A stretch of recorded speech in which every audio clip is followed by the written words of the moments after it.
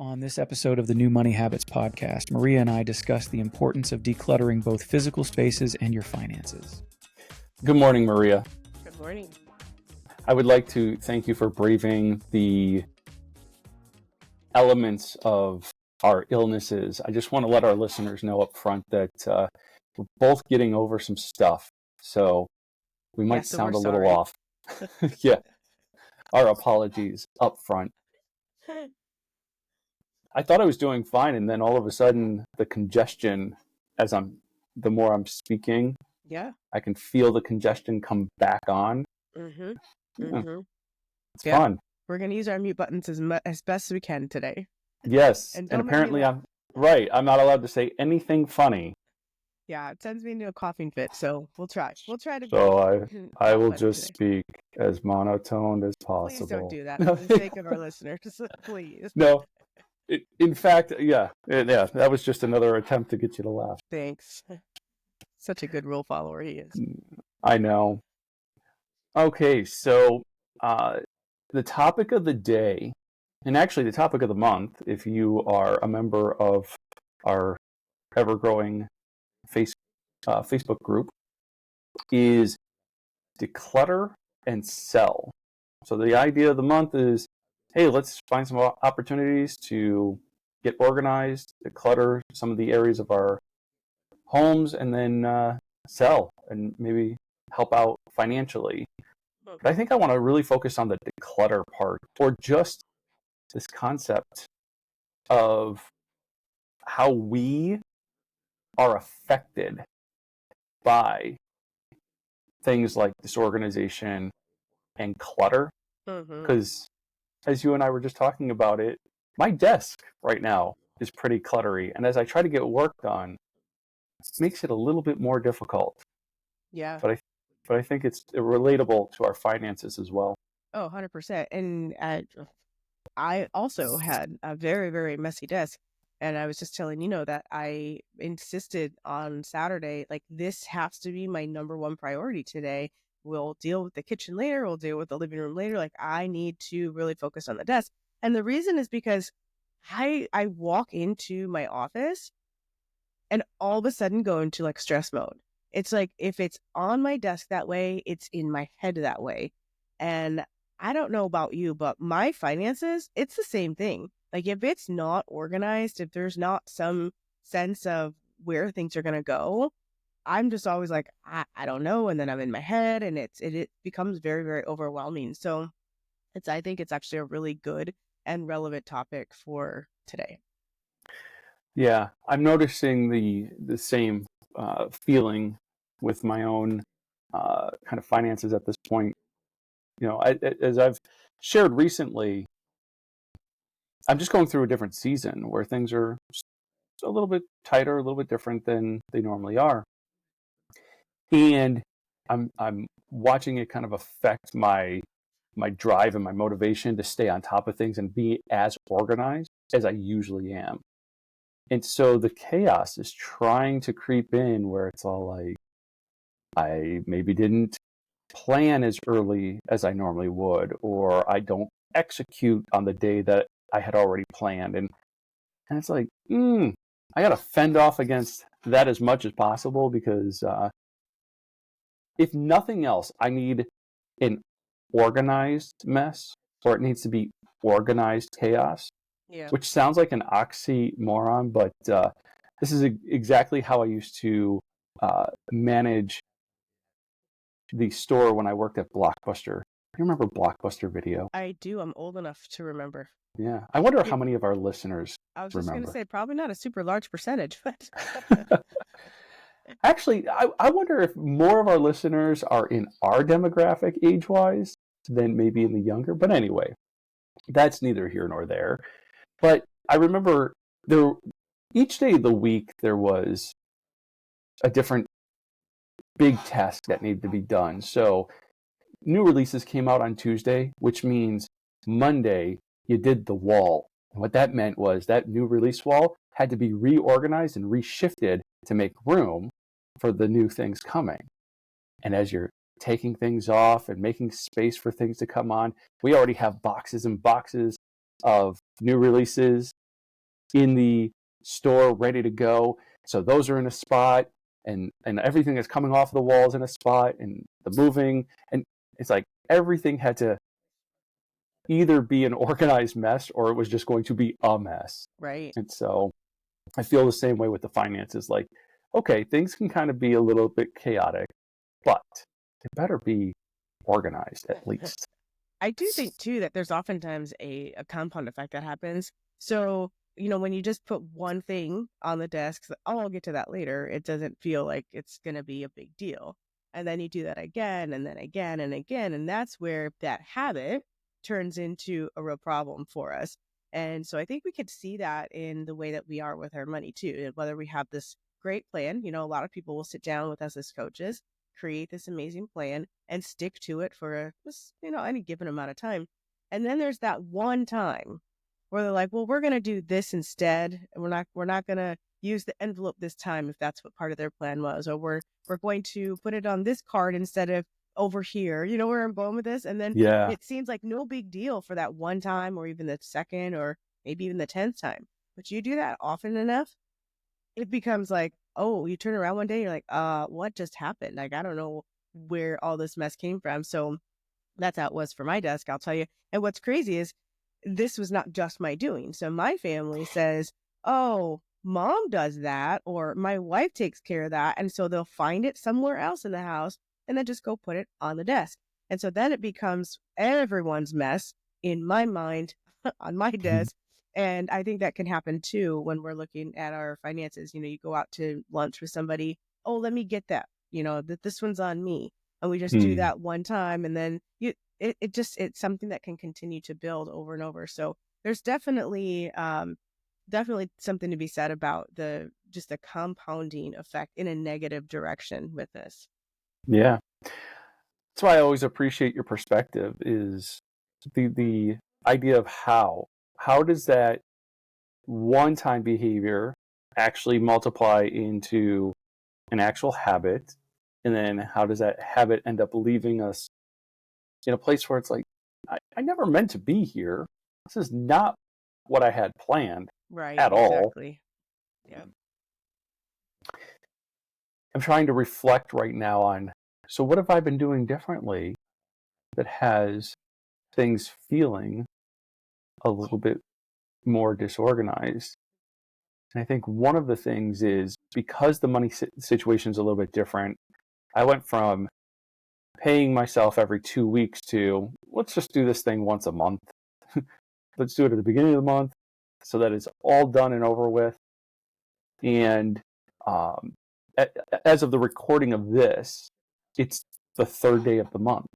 Mm-hmm. And while just this morning, right?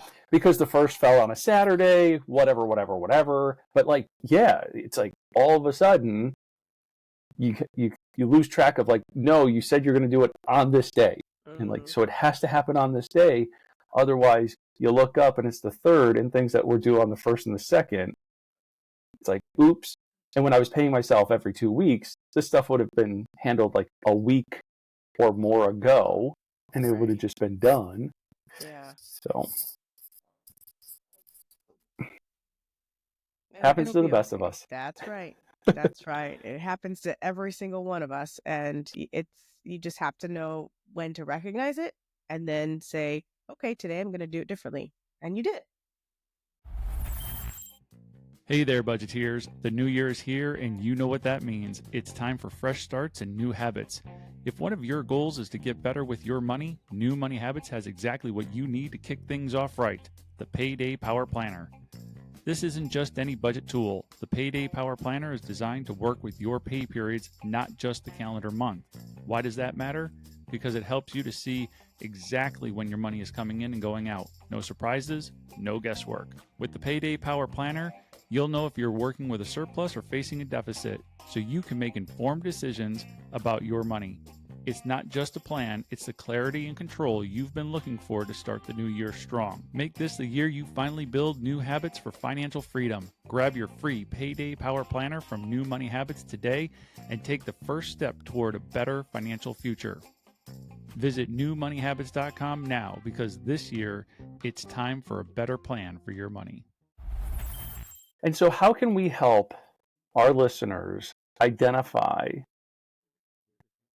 what areas they're feeling the clutter and give them some practical ways out to declutter, if you will? Just in our financial areas, or you think any area?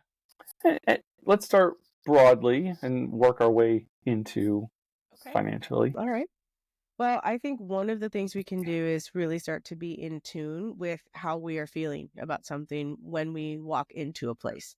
So if we're talking super broadly, when you walk into your home from being somewhere else, what's the overall feeling? Is it one of peace and tranquility, or do you feel overwhelmed when you're in that area?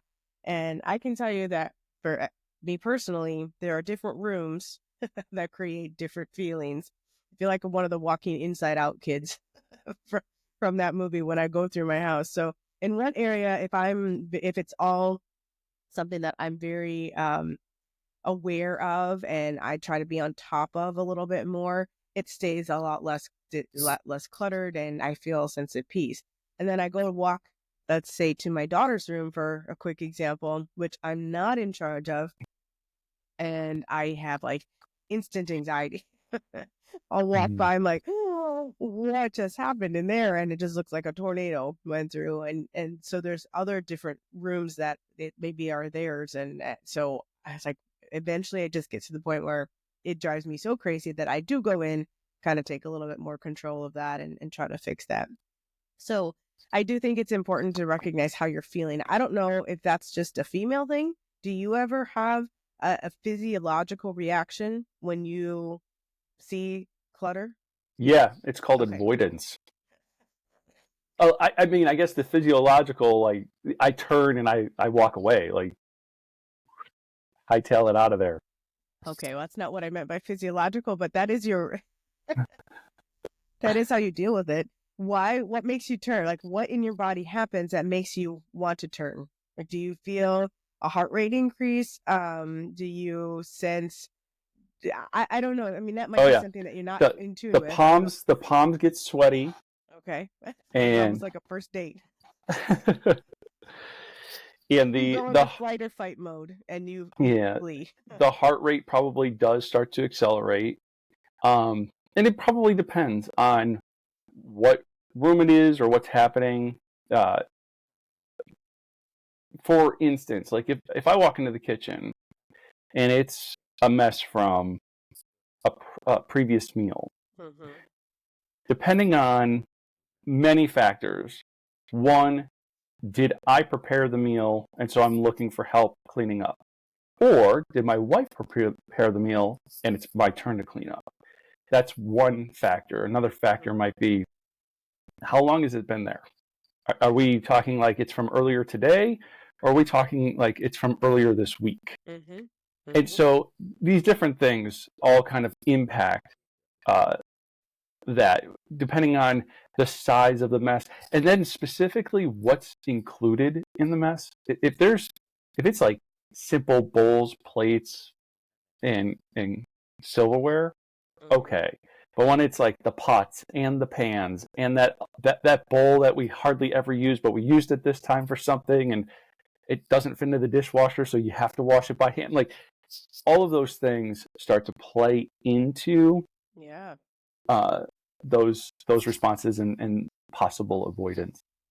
Okay. Well, so I would say wherever you start to feel that higher level of physiological response, that's where you would want to at least. I guess it depends. I was gonna say it's where you want to start. I'm no expert in this decluttering thing, by the way. But we should probably bring Wendy on here. I do think that you could go both ways. You could go either way. Either you start there because that's what's going to give you the biggest bang for your buck, or you start at the smaller spot because that seems a little bit more doable. So I guess it depends on your personality. Um, I can tell you that one thing I want to add to what you were saying is that I can feel my temper changing Mm-hmm. when I'm especially on some of those larger ones, where it's like, this is a huge mess, or you've got the pots and pans, to your example, I can feel my temper rising, and my ability, or my chances of like blowing up on the kids are much higher in those moments than when it's just a couple things here and there. So I do think that I have personally a physiological response to all of that, and it probably is more of a sense of anxiety, whether it's one that I've recognized as anxiety or not. It's just like, because I think maybe it becomes personally, I put it on myself, like, this has to be my job to take care of now, even though it doesn't. Like, I should be able to just delegate some of that and say, hey, you go clean up this and you clean up that. And I do try to do that. Excuse me. Try to do that, but sometimes they're not going to do it the way we want, right? So there's a control issue there. Yeah. And sometimes they actually just don't do a good job. so it's like, then it's like, okay, so I'm going to have them waste their time doing that, and then I have to do it. So I go through this on a regular basis, in case you can't figure that out. Well, when it comes to other areas of our lives, maybe things that we are in control of, finances, for example, if that's something that we are in control of, sometimes it becomes even more frustrating, because I'm like, well, I can't blame the kids for that mess. Like, that one's on me, Yeah. And so if we want to start with something that seems more manageable in an area like that, I'm trying to think of a good example of where the finances can feel so cluttered. But we did start broadly, and I'm already right there at the Yeah. finances, so I apologize for that. No, do not apologize. I think, given the time of year that we're recording this too, it's tax season. And so Yeah. that's a really interesting place where people can either feel maybe a great sense of like excitement, maybe, maybe their tax situation is pretty straightforward. It's something that they can do that on their own, file real quickly, and often expect a tax refund, like maybe. But I know for me, and having multiple streams of income, and having a K1 and a 1099 and a this and a that, it's just another place in my finances where things feel cluttered and a mess and not as organized as I would like. Even if all the paperwork is organized, it's like, okay, well, now there's a process to get Mm-hmm. these things done. Mm-hmm. Excuse me. Okay, so I think with something like that, one of the things that's helped me is beginning with the end in mind. So I actually have multiple streams of income as well, and the 1099s and the K1s, and this is a time of year where I'm actually feeling pretty organized. And I will say that there is some unknown or anxiety around the season, mostly because of the unknown. And it's not anxiety is too strong a word for that one, but there is a sense of not knowing what's going to happen, and there's this lull, because even if we have all of our information, we have to wait for the information from these other sources, right? Hmm. And I don't feel worried at this time, because I actually have set money aside in case we do need to pay in. So there's not a sense of, oh no, what are we going to do? But there is that sense of, I'd like to be able to use that money for something else if I could, please. And so Hmm. not knowing what that's going to be used for is a little bit frustrating. So I will say that. But back to starting with the end in mind, there's no way something like that is going to be organized overnight. And so one of the things that I like to do is say, okay, if things were organized the way that I wanted them to be, what would that look like? And then I start backtracking from there. So, for example, one of the biggest things for us is the whole home office deduction. That's one of the biggest pieces that needs to be organized. It's not like it's part of the biggest part of our taxes, but the reason I need all this information is because it will take into account what all of our electric bills are, what all of our water bills are, what all of those things are. And I want to be able to just say at the end of any given year, here's how much we spent on electric, water, et cetera, et cetera. So I have a one sheet Word document that has all of the things listed that I'm going to want. And I just resave that year after year after year so I can have it organized, right? And then I have a file folder for each of those things that are paper bills. And then I have a way to just look up real quickly what they are for those that are not. And so it doesn't take but a little bit of time to just go, here's what we paid January, February, March, April, May, etc. And then I can just put it on that one piece of paper. Now, is that going to work for everybody? No, of course not. But I had to know what is the information that I want and then just start.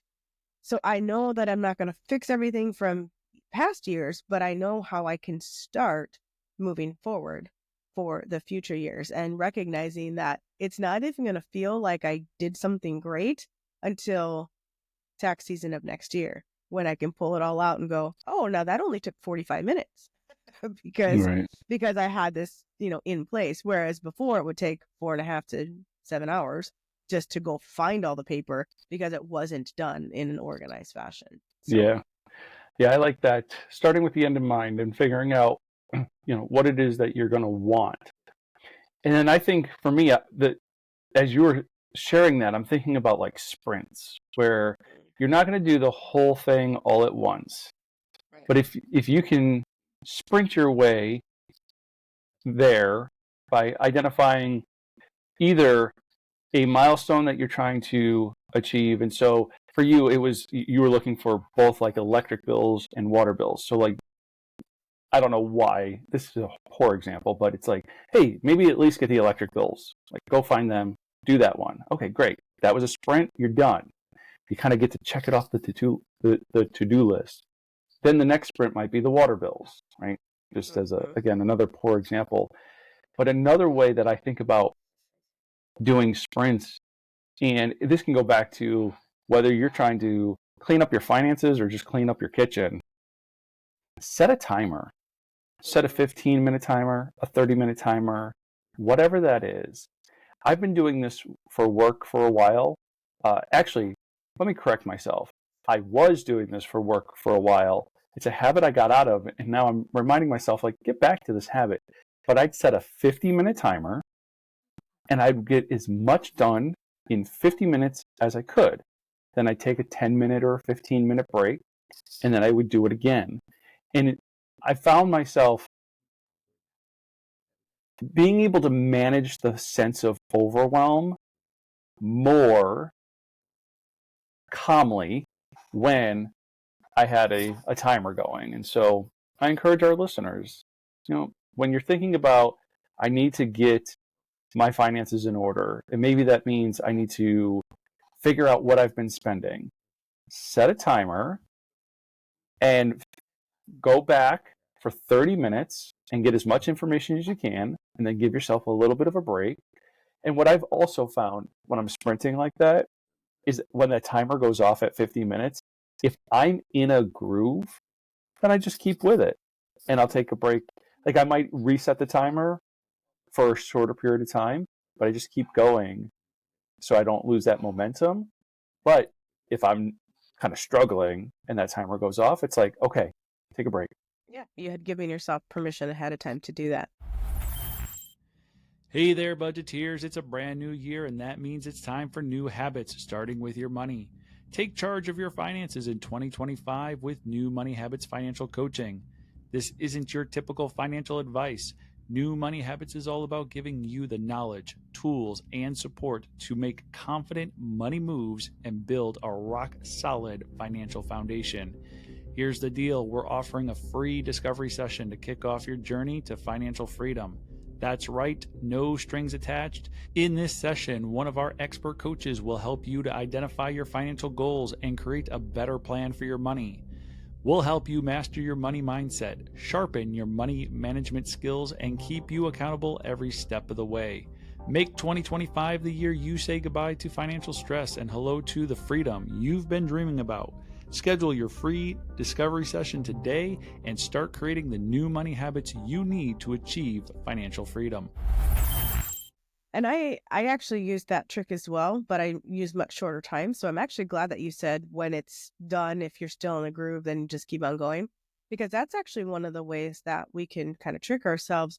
I think oftentimes one of the toughest things to do is just start. And the Mm. reason that we have such a tough time starting is because we want to commit to being done with it.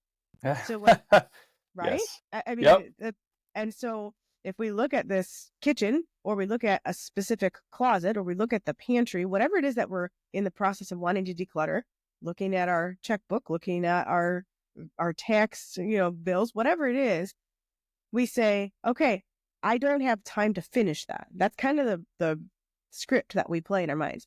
I don't have time to finish that. And so when we say that over and over and over, we just say, well, since I don't have time to finish it, I'm not going to start it. And so one of the Mm. things that I've helped clients do is just allow themselves to start without committing to finishing it in that moment. So just give yourself 10 to 15 minutes. That's the shorter time that I'll say. So just dedicate 10 to 15 minutes to doing, whether it's putting a specific, dishes away, unloading the dishwasher, starting whatever the piece is. Yep. And then oftentimes, because they've started, they're in that mode and they continue to go, sometimes not to its completion, but they will then come back and set another 10-minute timer later on down and even that later in that day, and they'll be able to finish it because now they can look at it and go, that's something I can finish. But a lot of times it's just that script that we play over and over and over. And I think that's one of the biggest lies that we have, that we tell ourselves. It's not really a lie. It's true. We don't have time to finish it, but that indicates then that we just don't even start. Yeah. I really like the idea of, short, purposeful blocks of time, and also want to encourage people to think about if there's low hanging fruit, something that is super simple inside that process. So I go back to cleaning up the kitchen. Our kitchen and living room are, open concepts, so they bleed into one another. And when I see the dishes, sometimes what I actually do is I go over to the living room and I'll pick up the dog toys and I'll fluff the pillows on the couch and I'll re-throw the blankets. And it's like, ooh, look, now the living room looks awesome. And I move my way into the kitchen and the more difficult parts of that chore, if you will. And so the same thing with, when you're kind of decluttering your finances, like find the low hanging fruit to Yeah. get you started, which will give you some momentum and some quick wins and be like, okay, now I can move into the more difficult things. Yeah, I agree with that. I think one of the interesting thing, like with the low hanging fruit, for example, this is just a personal example. I needed to know how to budget for gas. And we actually, admittedly, we use a credit card for gas that we then pay off every single month. Mm-hmm. But I wanted to know how to best plan so that I had the exact amount from that category to pay for that category. And so I finally one month just told my husband, hey, every time you get gas, because he drives an hour to work and an hour from work. So Mm. we get a lot of gas. And I just said, every time you get gas, please save the receipts. And we never used to do that, but for like 2 to 3 months, that's what we did. And I just had this stack of receipts. And each month I was going to go through and I added them all up to see how do we average for gas. And it's been really interesting to see the ups and downs with the way that the prices have been. But that has just given me a little bit more peace of mind to say, I know I'm going to have enough set aside specifically for that so that it doesn't throw us for a loop. And that was just one of those things where, because we did a different way, we used a card for that. It wasn't as to the penny, as it used to be when we were just using cash and stuff. And so I knew, okay, we kind of got off track, if you will. And there's good things that came from that. And there are some frustrating things that came from that. Find the frustrating thing and fix it. And that's what we were able to do just by that one stupid little thing. Now he doesn't have to keep the receipts anymore because I can go back and do it. Yeah. But I wanted to know how to plan ahead in a sufficient manner. And so that was, I know it didn't sound like low hanging fruit, but it kind of was, because it just got a little bit Hmm. more organized, Yep. Yeah. It actually made me think about how I used to manage gasoline for our own household and the way that I implement with a lot of clients. It's one of those it's one of those areas where it makes the managing of money just a little bit more complex. Hmm. And so it feels like a little bit more clutter, but sometimes I wonder if it just brings clarity. And that is, oftentimes, even if somebody's using a credit card at the pump, which I would 100% support because of just the security portion of alone that I've talked about with credit cards in the past, right? So Right. convenience, security, cool. But the way we have managed it is there's a separate checking account and I put money into that checking account. But I always put just not even just a little bit more. If I know that I'm going to budget about $300 a month in gasoline, I'll actually round it up to 350 and hopefully in hopes that we don't even use the 300, and if we go over we're okay. But what happens is month after month after month, after 3 months, there's like a balance in that checking account because there's a surplus, and that surplus becomes, let's go get the oil change done. And the Mm-hmm. other very minimal, preventative maintenance things. It's not enough to replace like a blown tire or replace tires when needed, so I have to plan for that. But it's always enough to go get the preventative maintenance services that we need done. And so it was just a cool way to always kind of have that set aside. And then every once in a while you look up and you're like, there's way more money in there than I anticipated. And so now I might reallocate it toward, let's start saving for repairing of tires or something else. But Hmm. yeah, yeah, it's a little cluttery, but when executed well. Hey there, budgeteers. You know, good news can only be good news if there's bad news. So, what's the bad news? The bad news is you and I have a deadly disease called sin, and this disease causes us to rebel and disobey God. See, God is holy, righteous, and just, and He cannot be in the presence of sin. So, this horrible disease of ours separates us from the God who created us. And the bad news gets worse. There isn't anything you or I can do to make ourselves right with God. We are dead in our sins and on our way to an eternity separated from God. But that's not God's will for us. See, for God so loved the world that He gave His only begotten Son, that whoever believes in Him should not perish but have everlasting life. God did what only God could do.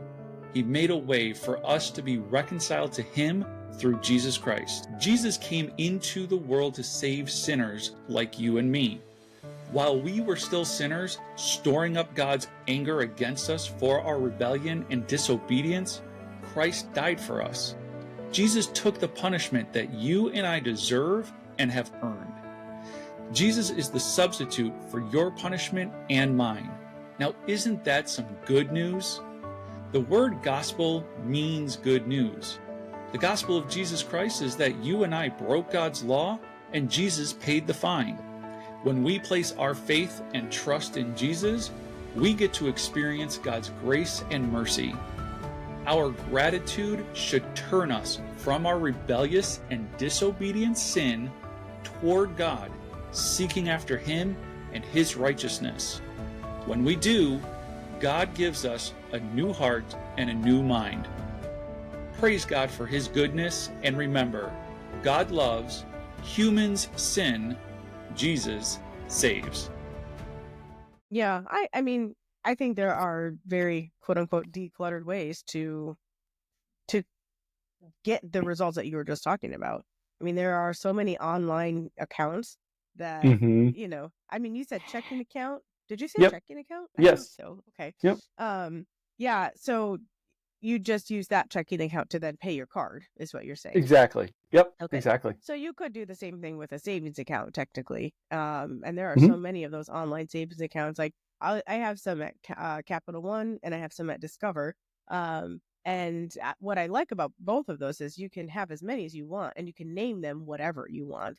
Hmm. and it all is in one place. So yeah, it doesn't feel super cluttered. It actually just looks like a bunch of file folders. Like, oh, I just got to transfer the money from the gas one to the checking account, and or to that card, because you can just draft directly from savings account. So I don't actually think it is more clutter. I think if you Yeah. can find an organized way to do it, it actually becomes easier for people, even than just grabbing cash sometimes.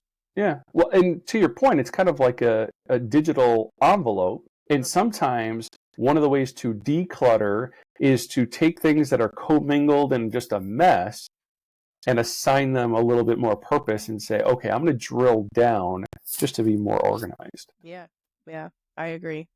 I'm going to share this. It feels like we're kind of going off the rails, but it's not entirely. So I teach young kids. I teach young kids about personal finance, and I'm teaching a class right now about it's kind of like a game. It's a game. And with this game, one of the things that we are doing is having them like actually get paychecks. So sometimes they'll get paid in cash, and sometimes they'll get paid with a check, and sometimes they'll get paid with direct deposit.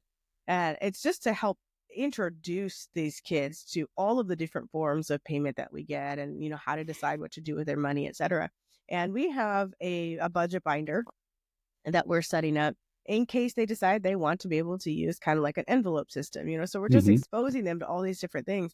And one of the things that I told them last week was, I want you to be organized. That's it. Like, I just want to help you get into the habit of finding an organizational system that works for you, so that when you're actually getting money coming in, some of them, they're like 13, 14. So some of them have their own little entrepreneurial things that they're doing, but most of them don't have jobs yet. And Hmm. so they don't have an actual income, but they're going to be darn set when they do, because they're going to have the organizational put in place. And so I just want to share that, because sometimes we already have a mess, whether it's in our heads, on our desks, or in our checking accounts. How nice is it to help prevent some of that mess? So if you're listening today and maybe you're like, these people are crazy, how do they get into the messes that they're talking about right now? Just count your blessings and then make a plan to not get into that mess. Yep. Excuse me.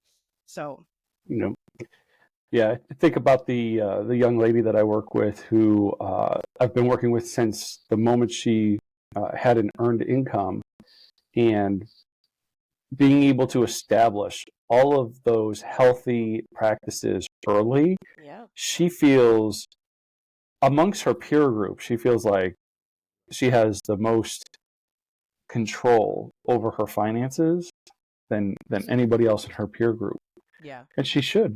And that's a really good way to say it, because that is something that we can have control over.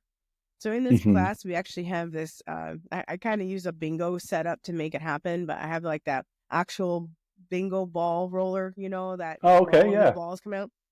So there's like 76, I think, of those, 72, 70 something. And I have a board with 70, the exact same number of life events that could happen to us that would throw things off for us, things Mm. that we can't necessarily control, right? And we roll the balls and have this randomly thing that's happened to us. And that's how we're making life happen for these kids. But what you just said is so important, because this is something that they have control over. And you and I, we talk oftentimes about controlling the things that we can, so that we can be prepared for the things that we can't control for. Hmm. And I think that that's just one of those super important things, because there are so many things that are going to happen that we cannot control. Gas prices, for example, in our last example, Mm. we can't control what that price is going to be, but we can control where we drive. Maybe we can't control going to and from work, but we can control some of the extra trips that we want to do. We can control how much we set aside ahead of time, that kind of thing. So the more that we take back control of things that we actually can, the less out of control some of those circumstances feel to us. Fantastic.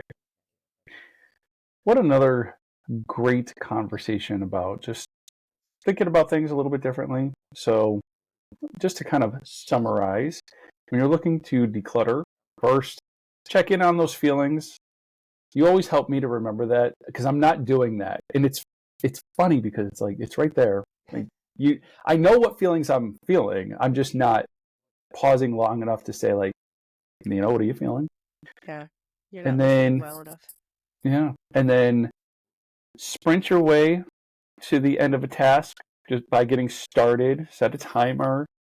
Allow yourself to get started even if you're not going to finish. Yep. And when that timer goes off, either take that break or if you're in the groove, keep going, but maybe reset the timer so that you're giving yourself permission to stop again shortly. And and go after the low-hanging fruit. Get started on the easy stuff, work your way up to the hard stuff. I think those are some very good practical tips for our listeners today. Absolutely. Good summary. Yeah. Well, thank you for spending the time. As always, Maria, I appreciate you. You're And we'll do it again soon. Hopefully we're feeling better those days. Yeah, seriously. That does it for this episode of the New Money Habits Podcast. Remember, if you have any questions, make sure to hit us up on social at New Money Habits and follow us on Spotify, Apple Podcasts, or wherever you listen to podcasts. Please consider leaving a 5-star rating and review to help us spread this message of hope to people looking for a better plan for their money.